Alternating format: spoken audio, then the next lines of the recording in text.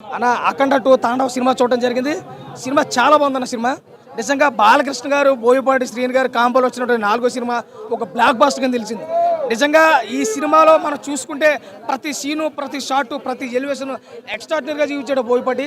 బాలకృష్ణ గారు 65 సంవత్సరాల వయసులో కూడా ఇంత గట్టిగా కష్టపడి సినిమా ముందుకు తీసుకుంటే నిజంగా ఈ సినిమా మొన్న పోస్ట్ పోన్ అవడం చాలా మంచిది అనిపించింది.